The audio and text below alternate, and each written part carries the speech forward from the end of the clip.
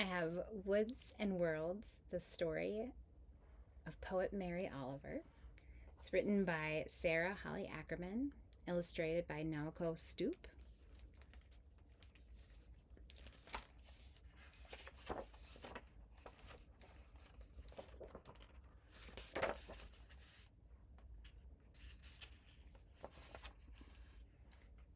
Mary crouched in the hut she had stitched of grass and sticks, noticing.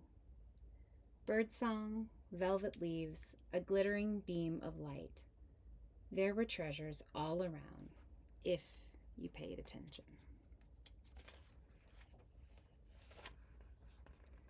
When the classroom walls wrapped her too tightly, Mary traded them for the mossy edge of a creek, and the woods became her school.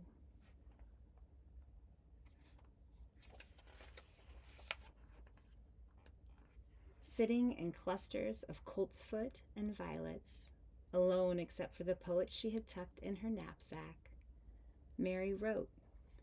She filled stacks of notebooks and wore pencils down to splinters.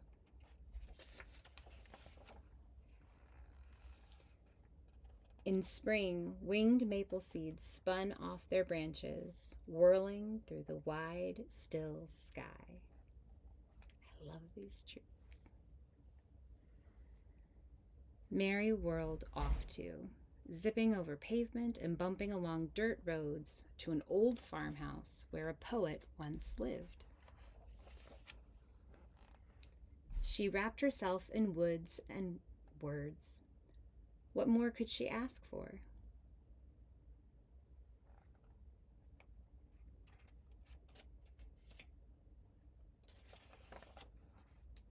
And then, a regular day, just a visitor at the kitchen table, but Mary saw it. Love. It took Molly longer, but eventually she saw it too. They captured their world. Molly with her camera, and Mary with her pencil. Click-clack, flash, scritch-scratch, slash.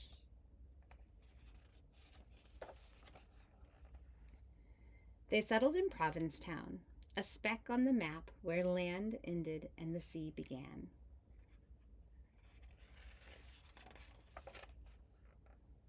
Mary walked the woods searching for poems.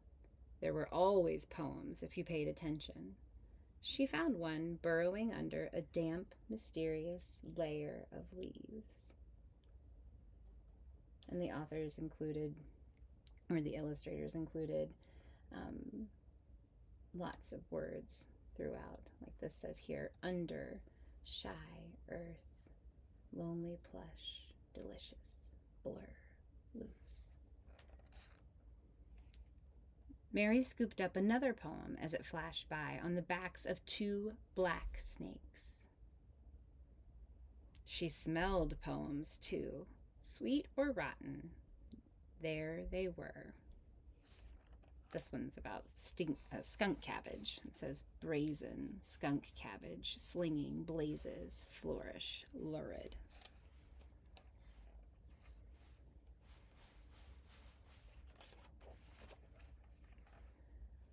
Poems were easier to catch with the right tools.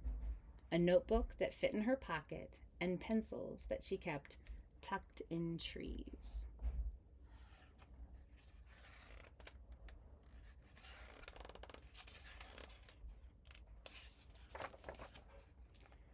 Mary gathered words as she walked, along with clams in the sand flats and fat, shiny mushrooms. For poems, yes, but also because she was hungry. And she saw how the woods were full of supper to bring back to the boathouse she and Molly called home. So here are all the different things that she would forage for, all these beautiful mushrooms and fiddleheads and berries.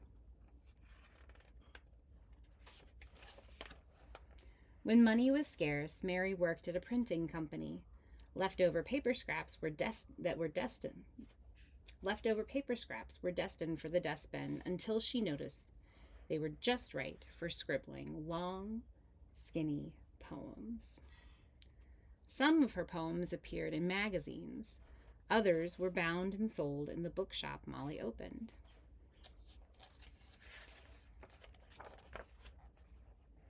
And then, on a regular day, with a sink full of suds and dishes to wash, ring, ring, ring, ring, Mary had won a poetry prize. The biggest poetry prize. She nestled the telephone back in its cradle and went to the dump. Prize or no prize, her roof needed shingles.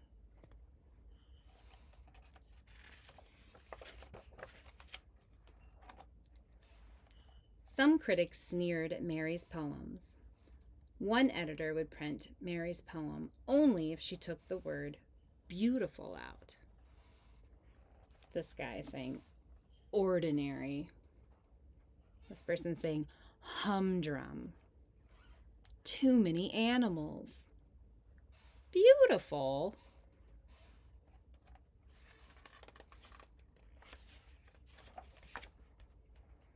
But Mary thought that snow and silence, the blinking eyes of a black bear, and even a cob of corn were beautiful. So she told the truth, even if it meant a man wouldn't put her poem in a magazine. Some people thought poetry had to be fancy, but Mary believed poems were for everyone, best served plain. So she wrote what she liked, and readers tucked her words in their knapsacks and loved them.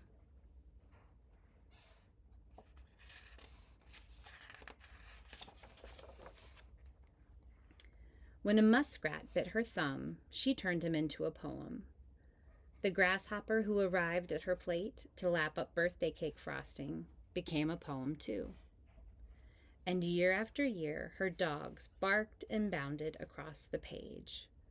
That's just how Mary lived, in a home she built of woods and words.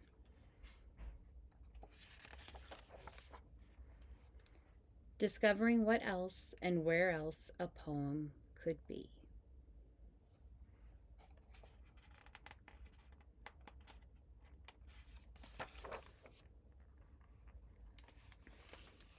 So this book is narrative nonfiction about the poet Mary Oliver. And I really love all of the illustrations in here, all the beautiful depictions of nature, which is something that Mary Oliver also really loved. And I also really like how the author wanted to point out that poetry is not something that is fancy or florid all of the time. Some of those poems exist, but that it's really for all of us anytime we want it. And that's something that I really like about Mary Oliver's poetry in particular. So I hope you enjoyed this book.